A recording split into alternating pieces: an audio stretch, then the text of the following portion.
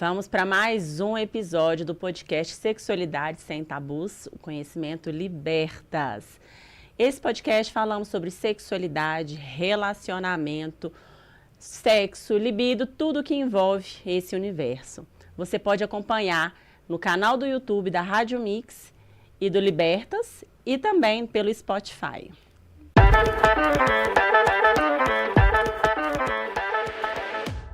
Socorro! Como voltar à conexão íntima após a maternidade? Esse é o tema de hoje. Ser mãe é uma das experiências mais transformadoras, mas também pode ser uma das mais desafiadoras.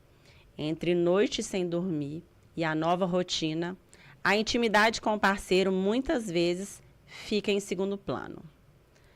Mas e se eu te dissesse que é possível resgatar essa conexão mesmo no caos da maternidade? Hoje vamos explorar como superar a privação do sono e redescobrir a paixão no casamento. Está imperdível, porque as dicas que vamos compartilhar com vocês podem reacender a chama do seu relacionamento. E para essa missão, recebemos hoje aqui uma pessoa incrível. Assim, o currículo dela está até separado aqui, que ela é fantástica. Ela é uma especialista. É a Débora Coggi. Me corrige? Coggi. Acabei de perguntar, já esqueci. É a Débora Coggi. Ela é mãe do Davi, mentora comportamental há 10 anos, sobrevivente da depressão pós-parto. Se identificou? Conseguiu restabelecer seu equilíbrio apenas após a adequação do sono do filho. E acredita que a extrema privação de sono pode contribuir para aumentar doenças psicológicas em mães e até mesmo para o crescente número de separações de casais no primeiro ano de vida dos filhos. Muito sério isso, hein, Débora? É isso aí. Débora ainda acumula uma experiência maravilhosa. Olha, já atendeu mais de 1.000 famílias presenciais e já soma mais de 5.000 horas de mentorias online. Uau! Suas pesquisas e observações são compartilhadas em consultorias e palestras pelo Brasil. Desenvolveu um método próprio que compila técnicas e estratégias baseadas no estudo da neurociência e da psicanálise e desenvolvimento infantil. Atualmente, ela atua em Belo Horizonte e atende famílias e dá palestras em todo o Brasil. Débora, seja muito bem-vinda. Vamos te usar hoje. Me use, ó, você usou. Agora você falou uma frase que eu costumo falar com os meus clientes. Me use. Mas é hoje. Seja muito bem-vinda, Débora. E o seu currículo é gigante e é tudo que nós precisamos. Fala um pouquinho dessa sua experiência, da sua formação. Como é o seu trabalho hoje com o sono? Sim, Jordana, primeiramente, obrigado pelo convite. É um prazer estar aqui, ainda mais para falar sobre um assunto tão relevante, né? Bom, como você leu, né, eu parti de uma experiência pessoal, né, que quando meu filho nasceu, ele foi um bebê, vamos dizer, um pouquinho temperamental demais. Eu tive muita dificuldade, justamente porque eu acho que eu não imaginava, né, o que ia acontecer comigo ali. Eu falo que eu estava grávida, mas eu não sabia que ia ter um bebê, né? Então, ter um bebê, a realidade de ter um bebê ali foi um grande choque para mim. E o meu filho veio mesmo com um temperamento um pouquinho mais exacerbado, uma criança que tinha muita dificuldade de dormir, né? Passava o dia plugado, eu falo que era o pendrive, né, ali, plugado no peito, né? O dia inteiro tentando dormir, tirando cochilos curtos de 20 minutos. Não conseguia mamar o suficiente porque estava cansado demais e nem dormir o suficiente porque não tinha mamado o suficiente. Então, era um círculo vicioso. De madrugada, era de 40 em 40 minutos. Só quem vive isso sabe que eu estou falando a verdade. Tem uma telecena premiada em casa, né? Que chora. Quem nunca, gente? Uma maternidade. E isso era uma coisa, assim, que não... né? Assim, começou assim, foi se prolongando assim. Eu acho que quando deu, assim, mais ou menos uns 5 meses e meio, 6 meses, foi quando eu realmente tive um surto mesmo. E eu falei, bom, se isso aqui é ser mãe, se essa é a vida que está reservada para mim, eu prefiro morrer, né? Então, eu tinha decidido que eu ia morrer, né? Que eu não tinha, não queria viver aquilo mais, né? E foi quando eu fui diagnosticada, de fato, com a doença, né? Porque a depressão, ela é uma doença tão sorrateira, ela vai chegando e no meio do cansaço ali mesmo, né? Da maternidade, do dia a dia, da rotina com o bebê pequeno, isso acaba se transformando ali numa coisa que as pessoas normalizam, eu acho, um pouco, né? Ah, não, é assim mesmo. Então, você vai ficar mesmo com essa criança no peito, dorme com a criança no colo, enfim.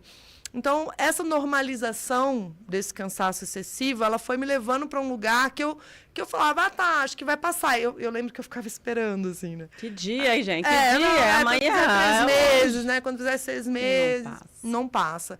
Então, foi quando veio o diagnóstico e, junto do diagnóstico, uma recomendação. Nisso, né? ele tinha 6 meses. Ele tinha Davi 6 meses, meses. Eu demorei muito a entender. E você amamentando ainda? Amamentei. Que isso é um outro assunto também, né, Débora? E às vezes a mulher fica tanto nessa cobrança que eu tenho que... E acaba aí. Eu acho que, pra mim, assim, eu falo que as vozes externas, elas falavam tão alto que eu não conseguia ouvir a minha própria voz como mãe. Né? Então, às vezes a minha mãe falava alguma coisa, mas filha, você tá sendo muito radical, filha, você tá... Né? Você está se anulando demais, mas eu entendia que se anular era ser uma boa mãe, sim, né? Então eu me cobrava excessivamente pela perfeição, né? Por ser uma mãe incrível, por ser uma mãe disponível e ao mesmo tempo aquilo, o meu senso de si, ele foi minando. Então eu fui me desconectando de mim mesma. A um ponto que não tinha mais por onde. Eu nem lembrava quem eu era mais. Mas né? É uma pergunta que a gente faz muitas vezes. Quem era você antes de ser mãe? Sim, com certeza. Às vezes a mulher já nem lembra mais. Você não sei. Eu sei que eu sou mãe de fulano e ciclano. Mas antes disso eu acho que quando você está no meio daquele furacão é muito difícil você conseguir se conectar com isso, assim. Agora, a privação de sono, no meu caso, e com certeza na maioria dos casos que eu acompanho, ela é o fator determinante, né? No meu caso, foi um fator determinante, porque, lógico, o choque da realidade, tava lá, tava aposta, né? Um bebê no colo é bem diferente daquilo que você idealiza que é um bebê no colo. Né? Mas o fato de não ter uma noite de descanso, até porque eu também não permitia que pessoas me ajudassem, estava extremamente centralizadora, né, com as tarefas. Então, as coisas foram ficando muito difíceis. E ali, naquele momento, uma das recomendações que eu recebi foi, olha, você precisa dormir pelo menos 5 horas seguidas, para que a medicação que você está tomando faça efeito, para que você consiga se resgatar. Né? E foi ali que eu falei, tá, e agora? 5 horas direto? Impossível, né? Exato, Situação um bebê atual. que acordava do jeito que acordava, né? Então, aí, como diz, né, assim, é uma longa história, mas eu entrei em contato com esse trabalho, né, que na época, há 10 anos atrás, quase não existia, né? Tanto que em Belo Horizonte eu me considero das pioneiras mesmo, eu me lembro de poucas colegas minhas na época que eu comecei a fazer esse trabalho aqui. Quem me ajudou foi uma pessoa de fora de Belo Horizonte, que veio para minha casa, me ajudou, me ensinou coisas, eu passei a ler coisas, comer livros, para entender, né, tudo aquilo que estava acontecendo. E, a partir daquele momento, ajudar pessoas no meu entorno, até que eu ajudei uma pessoa que foi uma bifurcação mesmo na minha vida, porque ela era dona de uma clínica de amamentação. E ela se apaixonou pelo que eu estava fazendo, e ela falou... Débora, vamos buscar uma formação profissional e a minha própria formação profissional, para você ter uma noção, né, Jordana, como não existiam cursos na época, eu estudei com a própria pessoa que me ajudou, que é a Lúcia Vanderlei, a dita encantadora de bebês do Brasil. Ela é do Rio de Janeiro. Estudei com ela, né? A gente vai na prática, né? E depois que eu fui entendendo, fazendo as minhas investigações ali do que estava funcionando, quais eram as técnicas que realmente funcionavam, né? Como é que eu poderia ajudar. Eu passei a trabalhar na clínica mamária, onde eu atuei os primeiros 3 anos da minha carreira, para só depois alçar esse voo solo aí, né? Que eu estou há 7 anos já. Então, são 10 anos de carreira. E, logicamente, que nesse tempo todo, eu aprendi muita coisa. Então, as formações em psicanálise clínica, os estudos de desenvolvimento infantil da neurociência, eles vieram depois, né? Eles vieram conforme o avião foi andando, que eu falo. A gente vai estudando e entendendo as necessidades das famílias. Faz parte do encanto também, né? Porque quando a gente apaixona pelo que faz, a gente quer mais, né? Quer consumir, Não, por com todos os certeza, lados. porque são, como a gente estava comentando fora aqui, né, do ao vivo aqui, são muitas camadas, né? E conforme eu ia atendendo as famílias, eu ia percebendo essas camadas. Então, o sono é só o começo. O que tem embaixo é muito mais. Então, eu comecei a sentir necessidade de ter mais ferramentas mesmo para poder lidar com as dinâmicas familiares, né? Então, nesse sentido, a psicanálise para mim foi essencial, assim, porque é ali que a gente entende essas relações, né? Os queres e os porquês. Exatamente. Já dentro do desenvolvimento infantil, da neurociência, aí sim, as questões comportamentais, de instalação de hábitos, de mudança de hábitos, né? Que é onde está todo o cerne da questão da insônia comportamental, que é o que a gente vive na maioria dos lares hoje. Justamente porque os pais estão com dificuldade de conduzir esse momento com seus filhos, né? A criança acaba chegando e acaba virando o centro da casa muito rapidamente, né? Então, a gente perde um pouco o controle daquilo. Essa ideia da livre demanda, ela ultrapassa a amamentação, né? Então, essa ideia da livre demanda, às vezes, ela toma a livre demanda de tudo. Então a criança dorme a hora que ela quer, ela come o que ela quer, ela assiste televisão. Sabe aquele lar que você vai, quem é dono do controle remoto? É uma criança de 1 ano e meio? Essa é uma realidade dura da maioria das famílias que eu atendo. São pais que perderam o controle da condução dos seus próprios filhos, entendeu? Basicamente isso. Perfeito. Faz muito sentido, Débora, quando você fala dessas questões de restabelecer, porque nós, quando nos tornamos pais, a gente quer oferecer, mas a gente não tem manual. E essa romantização que a gente vê, a gente passa por isso. E aí a gente cria uma expectativa muito grande e na prática é outra. Você falando da Encantadora de Bebês, foi minha primeira aquisição, segunda aquisição, quando eu tive, né, minha filha, hoje de 8 anos. O livro, e aí, né? O livro, a Encantadora de Bebê. Os livros dela, Tracy Hodge. E assim, eu falei, uau, aí comecei a praticar. Tinha tudo assim, ó. Cronometrado, é a hora do estímulo, é a hora do sono, a hora, enfim, da alimentação, a última mamada, porque aí você vai conseguir uma janela de sono e tal. E realmente encaixou e deu certo por um tempo.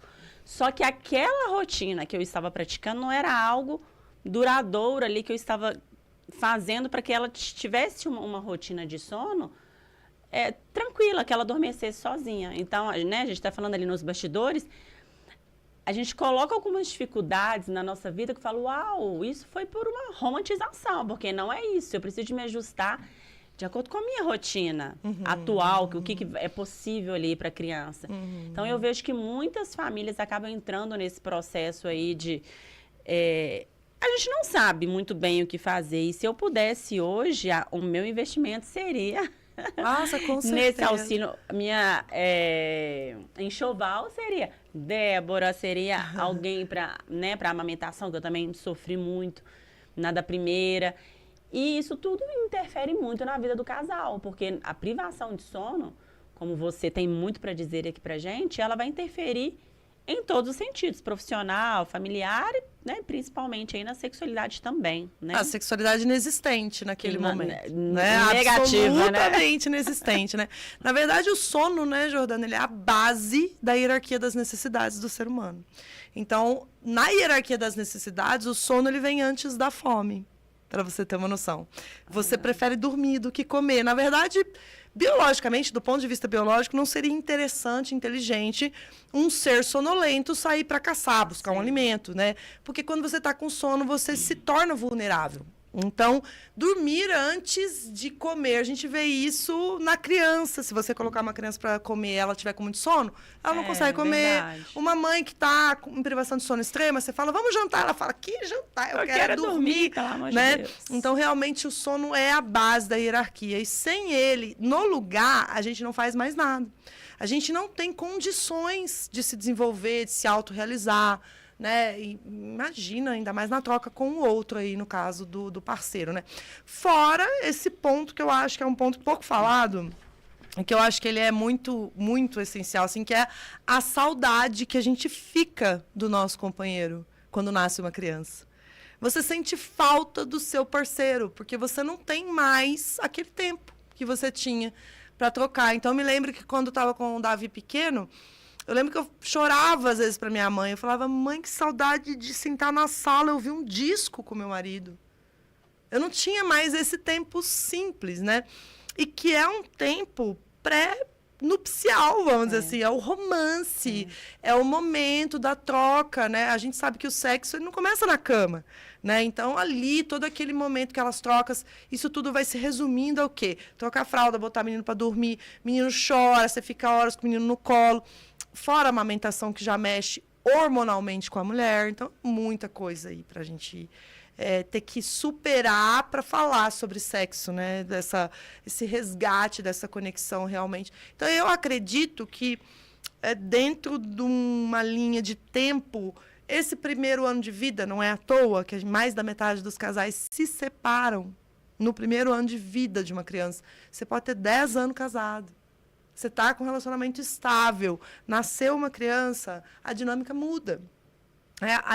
Assim, coisas vêm para fora. Né? Essa mulher acaba descobrindo coisas do parceiro que às vezes ela não gostou tanto. Né? Então, é uma queixa que eu recebo também, muitas mulheres decepcionadas com seus parceiros. Né?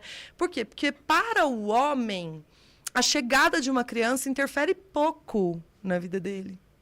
A vida dele continua. Ele continua trabalhando, ele sai, ele vai encontrar amigos, ele tem... A mulher não. A mulher fica estritamente por conta da criança. Então, a realidade para ela é muito mais dura, vamos dizer. É aquela sensação de injustiça, né? Que eu até falo assim, nossa, gente, isso é tudo eu. Vai reclamar com Deus, né? Porque, realmente, esse primeiro momento é feminino. Não tem como. Né?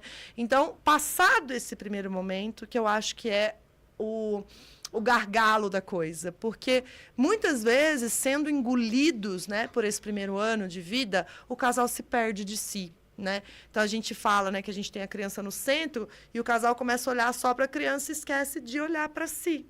Né?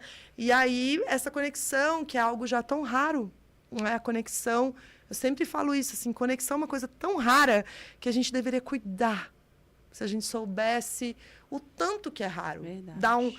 Vou usar um termo, né, de hoje, dar um match, mas de verdade, essa conexão emocional, ela se quebra fácil, né? Então, se não tiver um cuidado, e aí, mesmo que você esteja numa fase difícil, você, mãe que está ouvindo, uma criança pequena, existem coisas que você pode fazer na sua rotina para manter essa conexão acontecendo. E eu não estou falando de sexo, estou falando muito além disso, sabe?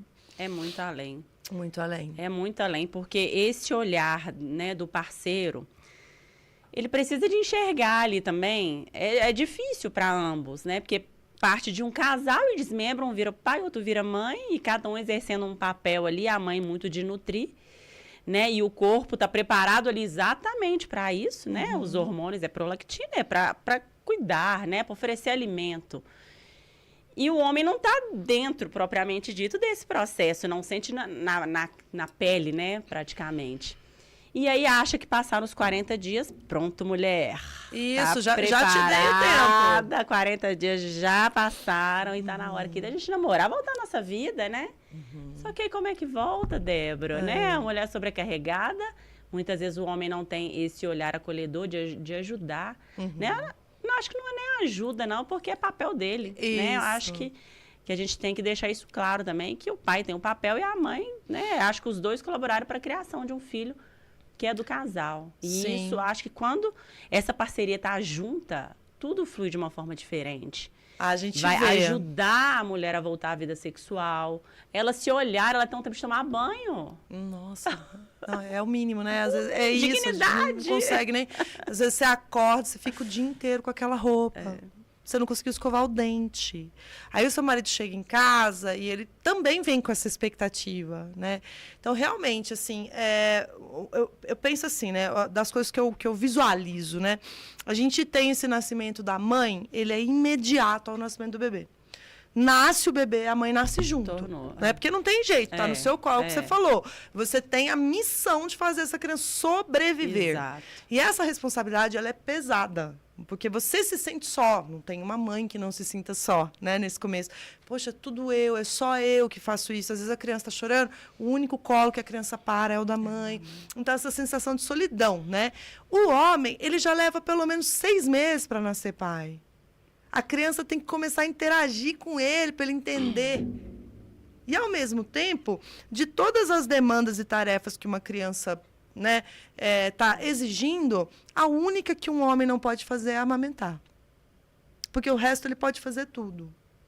Então, ao meu ver, e aí você falando nessa coisa da participação, da ajuda, quando eu vejo que uma mulher, né, às vezes eu vou atender uma família, a mulher tem a presença do homem, a diferença na saúde do relacionamento, dos dois.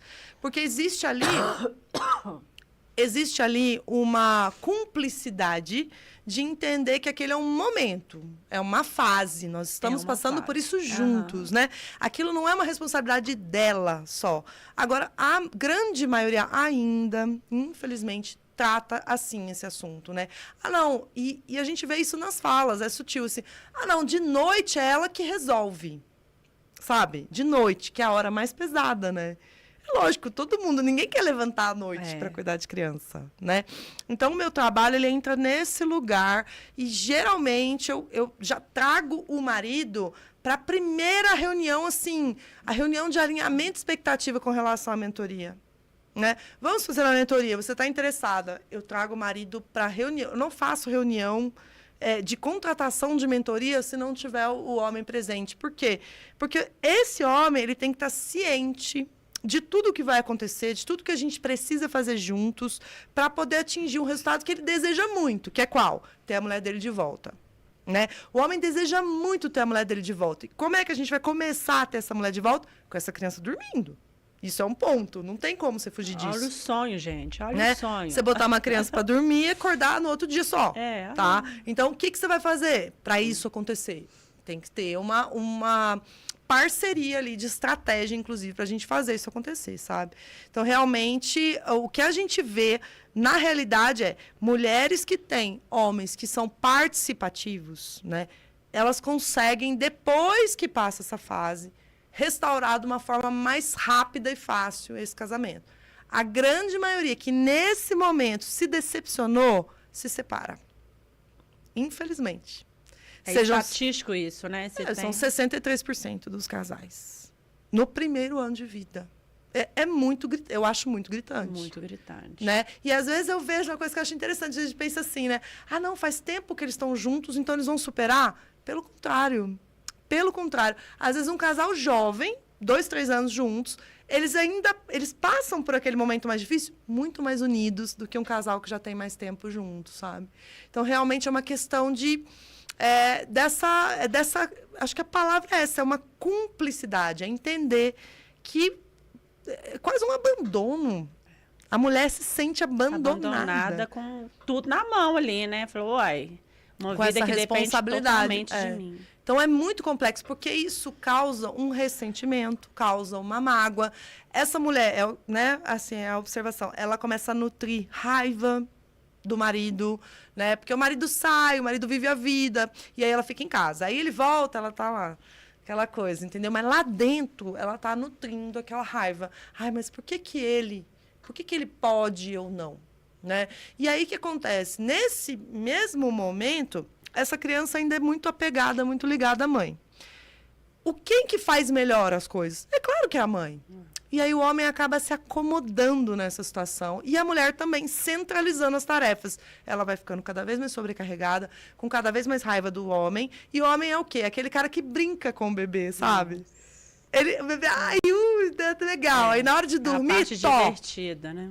E aí entrega o pacote, né? Então isso vai criando um ressentimento que muitas vezes é reversível. Muitas vezes é reversível mesmo, infelizmente.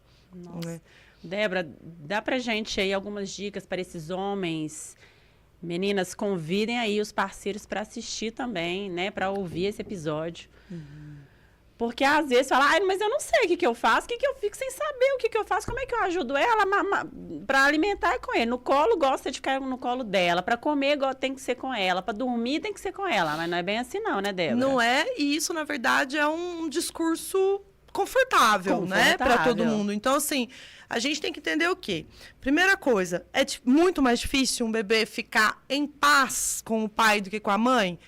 Mas isso não quer dizer que você não possa criar as suas maneiras de fazer isso acontecer, né? Se você tem, e aí uma coisa que eu acho muito legal, vou pegar um gancho que você falou lá atrás, a gente não nasce sabendo, não vem manual. Ninguém sabe ser pai e mãe. A gente aprende. Do mesmo jeito que a gente aprende tudo, tá? Então, existem, sim, profissionais que são guias, né? Como o meu trabalho, como trabalho de consultora de amamentação que a gente tem por aí. Pessoas estão ensinando. E eu vou te falar uma coisa. Quando você assume a postura de aprender, você começa a ser um pai incrível para o seu filho assim. Né? Olha, eu aprendo. E assim, você aprendeu hoje, tá? Amanhã é outra história. Seu filho mudou, cresceu. A gente estava falando agora da sua menina. 8 anos. É outro momento. São outras coisas que a gente aplica. O que deu certo lá atrás não quer dizer que vai dar certo agora. E a gente tem que estar aberto a isso. Não, eu tenho que aprender. Eu aprendi aqui. Fase bebê, fase criança, fase pré-adolescente. A gente está sempre aprendendo. Então, estar aberto a aprender é o primeiro passo. Segunda coisa, né? Contrate uma pessoa, compre um curso, aprenda técnicas, né? Porque eu mesma, uma coisa que acontece comigo é uma coisa impressionante. Eu chego numa casa, ele não consegue pôr para dormir, o bebezinho, não consegue. Sabe quem eu levo comigo? O pai. Você não consegue? Então vem cá que você vai aprender agora. Vamos ver. E aí, uma coisa linda que acontece é que o homem, ele se empodera novamente, porque ele fala, uau, eu consegui. E aí ele sente aquela autoestima dele, dando ufa, beleza, agora eu posso. E aí ele pega aquilo, sabe, com a mão e faz acontecer. Então, um dos processos mais bonitos que tem nessas minhas mentorias presenciais é a gente ver os homens assumindo, né? E as mulheres voltarem a ter admiração pelos seus parceiros. Aumentou a libido, gente. Aí o tesão começa a acontecer de novo, aí entendeu? já começa tudo diferente. E aí eu acho legal, porque aí eu mesma, né, eu vou falando, então, às vezes no grupo, assim, a gente tem um grupinho, aí ela fala, o papai foi lá e colocou pra dormir. Aí eu já mando assim, tá merecendo uma recompensa, hein? Porque é isso, entendeu? Você vai vendo que a mulher, ela vai realmente, nossa, mas então ele tá sendo um homem de verdade, tá de se pegar, esforçando, né? Exato, pegar fazendo, e fazer a coisa, né? E não ficar naquela, não, mas é ela que... Quando você aprende as técnicas, qualquer pessoa pode aplicar. Você entende? É uma técnica que a vovó pode aplicar, o papai, enfim, todo mundo. Então, não tem mais saída, né? Não tem mais desculpa. E nessa técnica aí, a criança adormece sozinha? A minha técnica, né, Jordana, eu tenho uma técnica diferenciada, porque eu não trabalho com técnicas que visam choro desassistido, né? Então, eu vou ensinar a autonomia, mas eu vou ensinar a autonomia de forma gradual e gentil.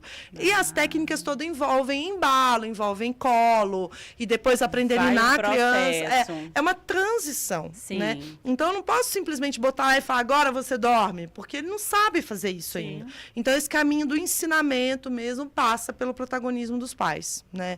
Agora, de uma forma bem... Assim, a maioria das pessoas me diz isso, né? Nossa, foi bem mais fácil do que eu imaginei, né?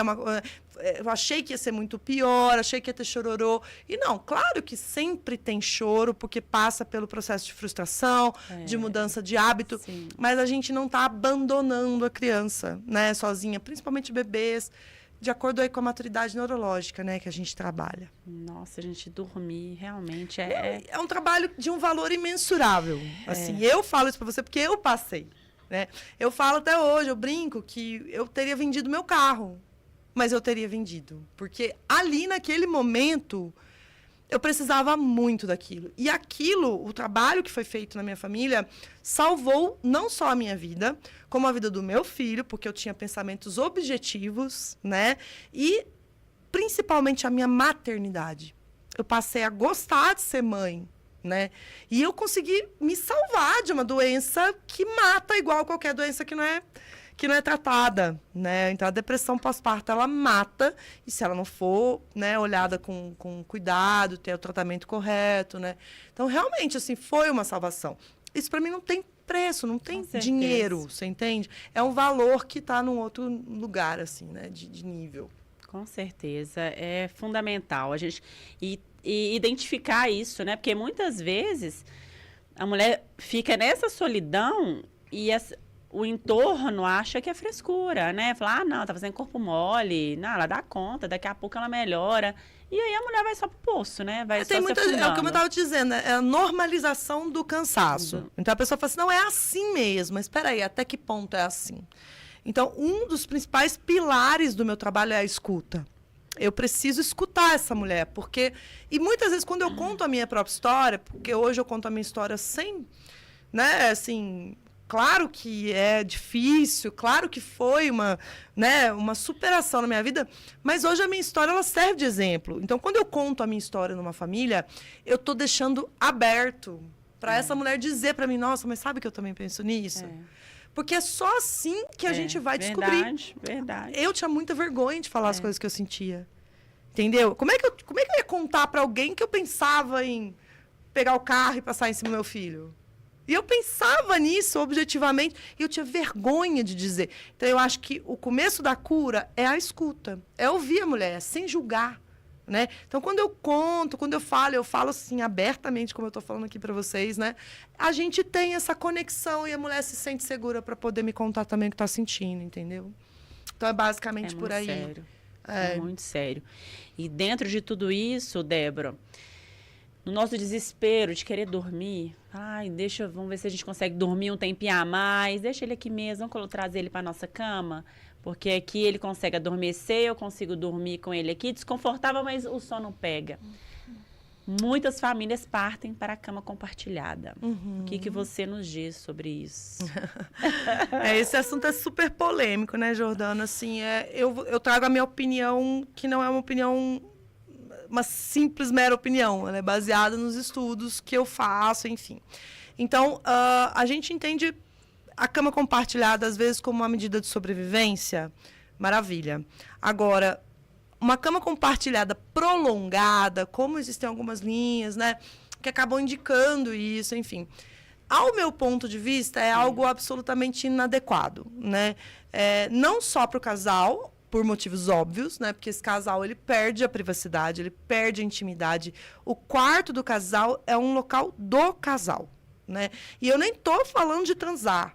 Eu tô falando de conversar com o seu parceiro à noite, de ter uma conversa, de ter um momento ali de carinho. Sabe aquele momento que, infelizmente, hoje as pessoas têm perdido muito pro celular, né? Mas é aquela coisa de olhar no olho do seu parceiro, na horizontal, né? Tocar, sentir o cheiro, vira para cá, vira para lá, dá um abraço, dorme, fala palavras carinhosas. É um momento de intimidade e privacidade do casal. Se tem uma criança ali, você já perde isso, até porque você fala baixinho assim para não acordar o neném, né? Então você já não conversa, né? Aí o parceiro fala alguma coisa e você levanta, você vai no banheiro, você faz xixi, você ronca, você tosse, você acaba acordando a criança, ou seja, tudo se faz ele com qualquer medo. Você entende? Então, além de você perder o seu lugar, você ainda está piorando o sono do seu filho, porque existem várias evidências, e aí a gente pode, quem quiser falar sobre isso, me procurar no meu canal pessoal, que eu trago para vocês evidências de como a cama compartilhada piora o sono da criança, tá?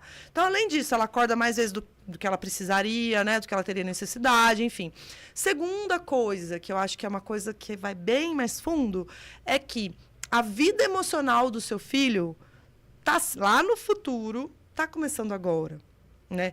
E quando você coloca uma criança na cama de casal, você tá dando uma mensagem para esse emocional, para ela ocupar um desses lugares, tá? Então é basicamente uma mãe casando com seu filho ou um pai casando com a sua filha. E isso lá na frente traz uma questão. Né?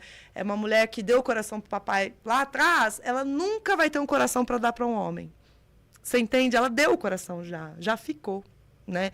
Então é um lugar que a gente fala, é a filhinha do papai, né? É o filhinho da mamãe, é aquele homem que precisa ligar para a mãe o tempo todo para dar satisfação do que está acontecendo dentro da casa dele, é aquela sogra que está o tempo todo interferindo, né, na vida conjugal, né? Então, isso se dá lá atrás. E a cama compartilhada, ela é o lugar para isso acontecer. Uma coisa que acontece muito, às vezes o cara vai viajar, o marido viaja.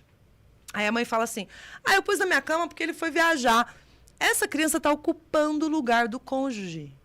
Quando esse homem volta, existem muitas crianças que falam, não, papai não dorme mais aqui, não. É melhor ele fora, porque né, quando ele não tá, eu estou no lugar dele. Exato. Então, começa a ocupar lá dentro, da cabecinha, né?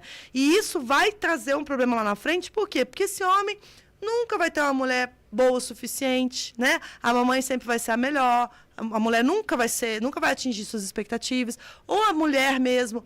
Ah, não, o meu pai é o homem da minha vida. Então, se o seu pai é o homem da sua vida, como é que você vai se apaixonar e viver um relacionamento pleno? Não vai. Não tem como, né? Então, o que acaba acontecendo na maioria dos relacionamentos é a mulher entregar o corpo para um homem e o coração que já ficou com o papai.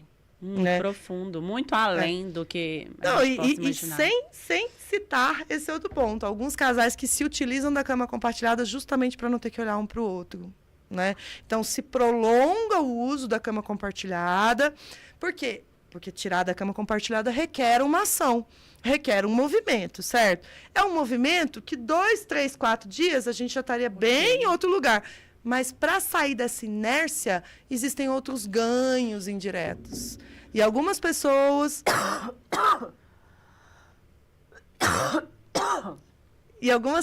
justamente por não quererem olhar para isso mais profundamente, para o resgate da sexualidade, que é o que eu sempre falo, assim, ó, você está com um problema em casa, sua criança não está dormindo, certo? Então, você tem um problema.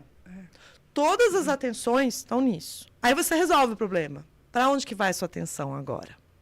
Então, você precisa olhar para o seu parceiro. E, às vezes, o casal não quer mexer nisso. Então, a cama compartilhada, ela passa a ser cômoda nesse sentido, né?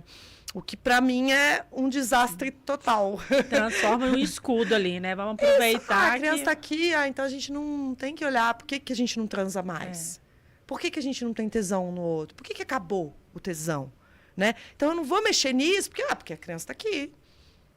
Aí tem gente que fala assim, não, mas você pode transar em qualquer outro lugar da sua casa. Tá, gente, mas quem que não quer transar na sua própria cama?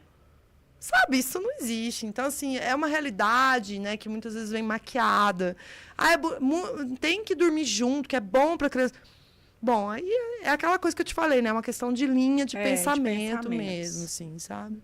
Não, mas faz muito sentido isso e nunca tinha parado para pensar por esse lado. Profundo isso, né? Você diz o lado da vida emocional ou esse ganho indireto? Do futuro aí. Sim. Como é que é essa substituição aí, ela é... Isso é uma coisa essa que a gente... associação que acontece. Sim, e claro que vai além da cama compartilhada isso, tá? Mas a cama compartilhada é um lugar propício para isso acontecer. Para essa criança ocupar esse lugar que não é o dela, né? E aí eu posso trazer várias situações, né? Tipo, princesinha do papai, né? Vem aqui, você é a princesinha do papai. A gente escuta isso a vida toda.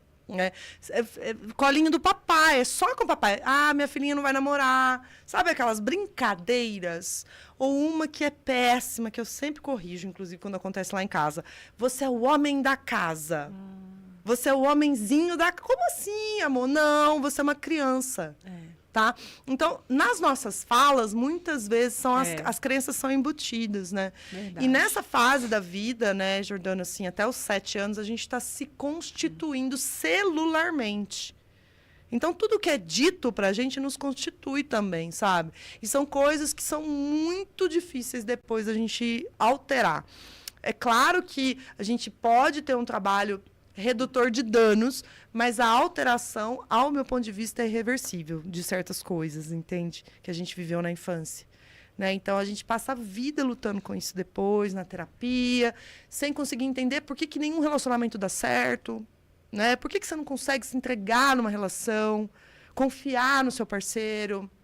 Ainda mais hoje, né, com o advento das redes sociais, celular. Então, essa coisa que eu te falei, às vezes o casal perde o tempo precioso que era para estar junto, fica na rede social, né, fuça o celular um do outro, esse tipo de coisa. Então, você vai criando ali um lugar de não entrega mesmo, né, de desconfiança o tempo todo. E aí isso só vai contribuindo para afastar, quebrar a conexão e, né, cama sem conexão. Cama sem conexão não existe. Acabou, não Principalmente para mulher. Não flui. Exatamente. Não, é impressionante isso. E, gente, nós mulheres, a gente precisa de um contexto todo para a gente estar ali, né, preparada para ter um ato sexual. Então, a preliminar desse cuidado ali, de estar presente, de ter alguém que você possa compartilhar, acreditar, nós vamos passar por essa junto, é uma fase, tá tudo certo. fica muito mais leve. As coisas Sim. vão fluir de uma maneira muito mais confortável para ambos, né, Débora? E pode ter um final feliz, né? Claro, né? Na verdade, é por isso que a gente trabalha.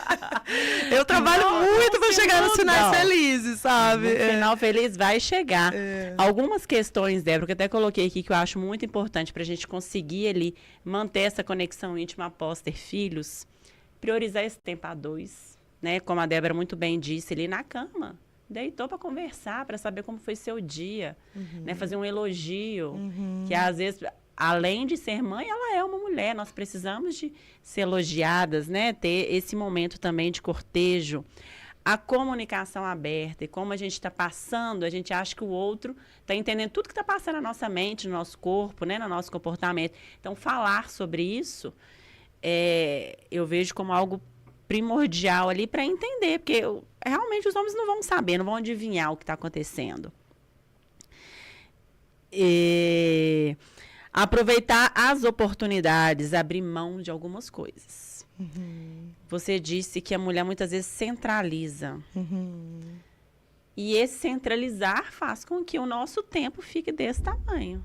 E a energia também, né? E a energia também. Então, escolha alguma coisa ali que você pode abrir mão, que vai dar certo para você. Falar, não, esse tempo aqui vai sobrar hoje, eu vou dedicar para o relacionamento, né? Para ter uma conexão maior. Rede de apoio. Nossa, é indispensável. Eu ia comentar isso até, né?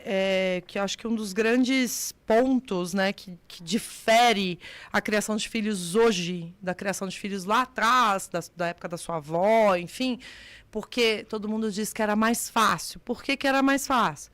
Porque existiam muitas pessoas para cuidar de uma única criança. E hoje nós estamos vivendo um fenômeno que a gente chama de família nuclear. É o homem, a mulher e a criança, né? Então, não se tem família perto, né? Essa rede de apoio não existe, a não ser uma rede de apoio paga, que nem todo mundo tem condição de ter, né? Então, você acaba sobrecarregando muito mais o casal. Porque se tem uma coisa que é fato, para cuidar de um ser pequenininho, precisa de 3 adultos, não é 2, não. Verdade. É de 3, porque senão esses 2 nunca vão estar juntos. É sempre um carregando, o outro não sei o quê. Então, é aquela coisa, não, deixa eu carregar aqui para você almoçar, tá? Mas que momento que a gente vai almoçar juntos? Né? Então, assim, é preciso 3 adultos. Aí, em famílias que tem mais de um filho, né? Então, não é uma criança, são 2 crianças, para ir para tomar banho, para ir para a escola, fazer dever, é muita coisa, né? Então, esse fenômeno da família nuclear, ele contribui para esse quadro que a gente vive hoje, né? Dessa realmente dificuldade de manter eu não gosto nem de falar da chama acesa, porque a chama realmente ela não existe nessa fase. O que existe é um cuidado diário para que no momento mais propício, que geralmente é após o 6º mês da criança, quando a amamentação já não é tão regular. Porque veja bem, vamos olhar do ponto de vista fisiológico. A amamentação, ela acaba com a libido feminina, por quê? Acho que você sabe melhor do que eu. Os hormônios envolvidos na amamentação, eles são equivalentes a 50 orgasmos por dia. Então, essa mulher, ela não tem desejo sexual. Total voltado para nutrir. Certo. Só que a amamentação, até o 6º mês, ela é demais. Ela é realmente o tempo todo. A partir do 6º mês, com a introdução alimentar, o bebê já fica um pouquinho mais independente, você já consegue pôr sentadinho num lugar. Aí, eu acho que é o momento da gente olhar mesmo. Porque até então é fisiológico, você entende que fica mais difícil. Quero dizer que você vai ficar 6 meses sem transar? Não estou dizendo isso. Agora, você não pode esperar, você homem, que você vai ter uma frequência sexual como a que você tinha antes, né? Isso é um fato. E, além disso, essa falta de cuidado consigo própria que a mulher não consegue ter, né? Como a gente estava dizendo, tomar um banho, arrumar um cabelo. A gente fica, às vezes, 5 dias sem lavar o cabelo, porque não consegue o tempo para lavar um cabelo, fazer uma unha, né? E isso tudo mexe com a autoestima da mulher, né? A mulher quer se sentir bonita. Para ir para a cama, ela quer, né? Fora essas outras questões de sobrecarga que geralmente envolvem os homens que se abstêm dos cuidados dos filhos, né? E outra coisa que você comentou, que eu acho que é o ponto pacífico, que é onde hoje a minha pesquisa com casais está, na comunicação. né? Porque, além da comunicação não ser aberta, né? Eu não dizer exatamente tudo que eu deveria dizer, eu não sei como dizer. Como dizer? Então, essa comunicação não chega no meu parceiro. O meu parceiro entende o tempo todo que ele está sendo cobrado, ele se defende o tempo todo, e aí a gente entra naquele embate, né? De uma mulher querendo fazer um pedido e esse homem se defendendo. Defensivo, né? o tempo inteiro. E vice-versa, tá? Porque toda comunicação é um pedido. A maioria das comunicações do casal é um pedido, tem um pedido atrás. Mas a forma que você fala, ela faz toda a diferença. Então, uma das minhas mentorias hoje com adultas, mulheres, é justamente na forma de falar as coisas, né? Porque quando a gente domina as técnicas de comunicação, a gente fala o que a gente quiser e a gente é ouvida, né? Então, ser ouvida requer saber como fazer. Como fazer. Né? E não é aquela coisa, mas eu que tenho que aprender tudo. A pessoa fala assim comigo, mas eu que tenho que aprender tudo? Meu marido não vai aprender nada?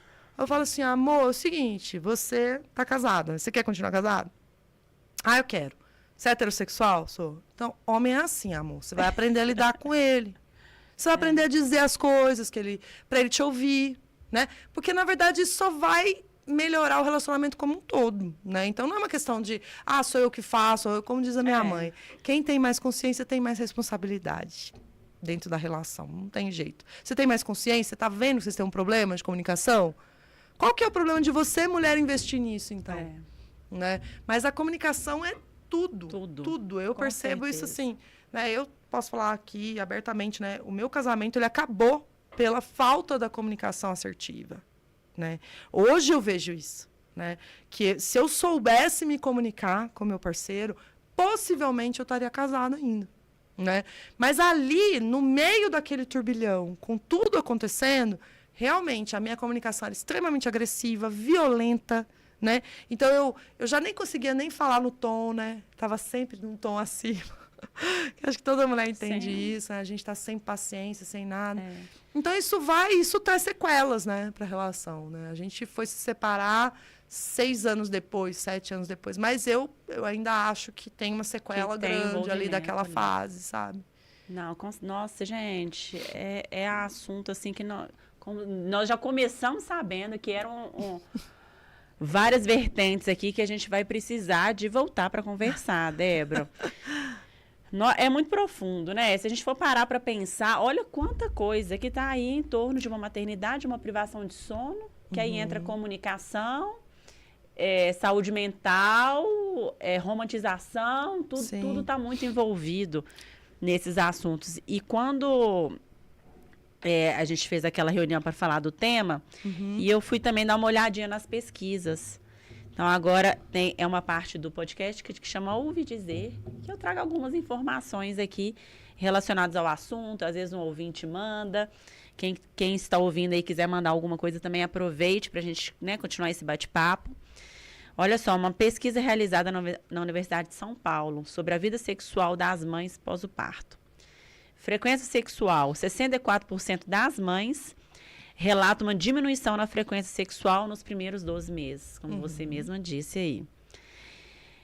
E aí, frequência não tem nada a ver com satisfação, né? Nem fora da maternidade, na vida real. Porque muitas vezes a gente sabe que esse índice também é muito grande de mulheres sem satisfação sexual, né? Tem relação sexual, mas não atinge um orgasmo. E aqui, tratando-se de mães também, 50% afirma que diminuiu a satisfação sexual. E a recuperação da intimidade. 30% dos casais conseguem retomar uma vida sexual satisfatória após o primeiro ano de pós-parto. E eu acho que, assim, com todas essas informações e esse bate-papo nosso aqui, eu acho que a gente pode concluir que é paciência, é estudo, é investimento, né? Porque a gente tem que buscar isso, é aprender cada vez mais para facilitar a nossa vida, porque realmente é muito difícil, é desafiador. Eu acho que assim, a gente parte, se eu tivesse uma linha, né, contínua, acho que em primeiro lugar é a gente organizar essa rotina que chegou, com essa nova realidade, com esse novo membro da família. Seja você que chegou Você está no seu primeiro filho, no segundo filho, no terceiro filho. Quando chega um novo membro, né, numa comunidade, a gente precisa se reorganizar. Aprender, então estar disposto a aprender, colocar essas técnicas em prática. Maravilha, começou a dormir um pouquinho melhor. O que é o tempo da mulher? A mulher precisa olhar para si. Ela precisa olhar para ela. Ela precisa se conectar com ela mesma, né? E a partir dali ela consegue se conectar com o parceiro. E aí sim a comunicação é um ponto-chave, né? Porque a gente vê muito hoje uma invalidação constante da parceria, né? Então, na própria comunicação diária, rotineira, a gente vê mulheres que invalidam seus parceiros o tempo todo. E aí esse homem perde a motivação de ser um bom companheiro. E aí começa esse jogo de também invalidar a mulher. Então, tem hora que a gente olha e fala assim, por que esse casal está junto? Meu Deus, eles devem ter cometido um crime, porque não é possível eles estarem juntos. O que mantém essas pessoas juntas? Porque parece que elas se odeiam, né? E realmente, se a gente não cuida desses pontos, principalmente a validação do outro, tá? Acho que isso é uma das coisas que mais faz diferença na autoestima do ser humano. Né? Quando a gente vai falar de disciplina positiva com criança, é quase o mesmo conceito que a gente faz dentro de um casamento, né? Se a gente fica criticando tudo que o outro faz, esse outro perde o desejo, perde a motivação de fazer algo que você... Então, você... Melhor não fazer. Vai reclamar mesmo, né? A pessoa se sente insuficiente, né? Eu não sou bom o suficiente, porque tudo que eu faço não tá bom. Ruim. Né? Então, aí, você entende? Isso vai criando aquele ressentimento, né? Então, isso dos dois lados, porque tem uma coisa que me incomoda muito, sabe, Jordana? É essa demonização do homem dentro do casamento, assim, com filhos, né? Que a gente vê algumas páginas... com um viés um pouquinho mais radical. Ah, mas homem é assim mesmo, homem não merece. Eu não acho que é assim a coisa, você entende? Eu acho que quando as pessoas conseguem colocar cada um no seu lugar, ocupar seu polo, vamos dizer assim, as coisas funcionam, né? Mas você tem que estar disposta, né? Então, entender que essa validação da coisa boa que seu parceiro faz, ela só vai trazer mais coisas boas para você. Vai motivar e pode transformar. Né? Então, quando seu marido fizer algo que você gosta que ele faça, fale isso. Fale. Você pode usar uma palavra que os homens adoram, que é eu aprecio. Meu amor, eu aprecio quando você traz um chocolatinho para mim, quando você chega do trabalho. Nossa, que eu me sinto muito amada. Então, diga pro seu pai. Amor, eu adoro quando você carrega o bebê para eu poder tomar um banho longo. Sabe? Quando você faz isso, seu parceiro, sabe que vai querer? Ai, que maravilha, eu vou fazer isso. Porque eu tô... O que o homem quer? Ele quer o sucesso com a mulher dele. Ele quer sentir que ele é bem-sucedido. Se ele está sentindo que ele é mal-sucedido, ele vai desistir do casamento. Isso tem uma coisa que o homem sabe fazer, é isso, né? Ele não sai da relação, ele desiste. E aí a mulher começa a ter motivos para ela sair da relação, tá? Então, a ideia da validação das coisas que são boas para você, eu não estou dizendo para você inventar coisas, né? Mas eu estou dizendo para você reconhecer quando as coisas acontecem, pequenas coisas. Sabe uma coisa que a gente perde o hábito de fazer? Agradecer. A gente não agradece. Pelo viés de familiaridade, né? Pelo efeito familiaridade, você começa a tratar o outro como se ele tivesse obrigação de aguentar a sua pior versão. E não, você está convivendo com uma pessoa, trate o seu parceiro da mesma forma que você trate alguém que você não conhece. Isso vai mudar a sua relação.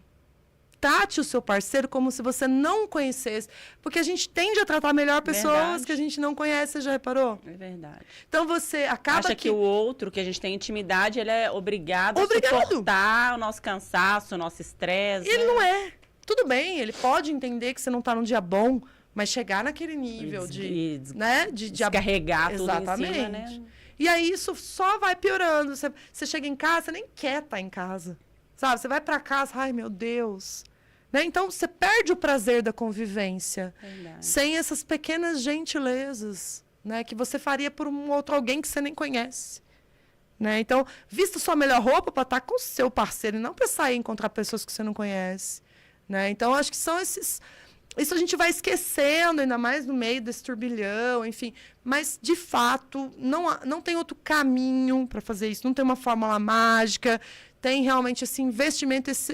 É o que você falou, assim. É uma dedicação que você tem que ter para o casamento também, né? Então, antes tem todo esse lugar para você olhar. Mas, olhado isso, passado esse primeiro momento, que é um turbilhão mesmo, olhar com mais... É a empatia mesmo de olhar o outro. Uma coisa que eu acho interessante é que... Então pode seguir, que aí depois eu faço a intervenção. Às vezes esse homem chega em casa e ele se sente comandado pela sua mulher o tempo todo. É que ela se abriu a porta. Isso. Aí você já coloca uma lista de tarefas, né? Só que aí no seu... É lógico que você está sobrecarregado, você passou o dia com o bebê. Mas a forma de você comunicar que você está precisando de ajuda faz muita diferença nesse homem querer ajudar você ou não, entende? Então, essa lista de comandos, ele quase se sente debaixo da casa da mãe dele. E se tem uma coisa que acaba com tesão, é a mulher virar mãe do marido. Isso a gente sabe porque, né? Você não vai ter tesão no seu filho, e filho não tem tesão em mãe. Sim. Então, e acaba essa inversão mesmo ali. E a mulher acaba virando essa mãe, sabe? Isso é muito comum. E é uma coisa que a gente vê destruindo a relação, porque pega o lixo, põe o lixo pra fora, sabe aquela coisa? O tempo inteiro de comando, né? Você manda o tempo todo. Então, ninguém suporta uma realidade dessa, não tem como suportar mesmo, entendeu? É verdade. Ai, Débora, fantástico. Você é super necessária, sabia? São assuntos assim que a gente precisa muito de falar. Para aliviar essa carga, porque a gente, às vezes, somos igual espuma mesmo, e a gente vai absorvendo aquilo ali, não sabe por onde correr, e bater um papo sobre o assunto já traz uma leveza maior, e com certeza tem muitas mãezinhas aí, pais, que estão precisando de ouvir isso, para falar, opa, vai passar, juntos podemos mudar, né? São estratégias, assim, simples às vezes, que faz total. Às vezes não, né? Olha, eu vou te contar uma coisa.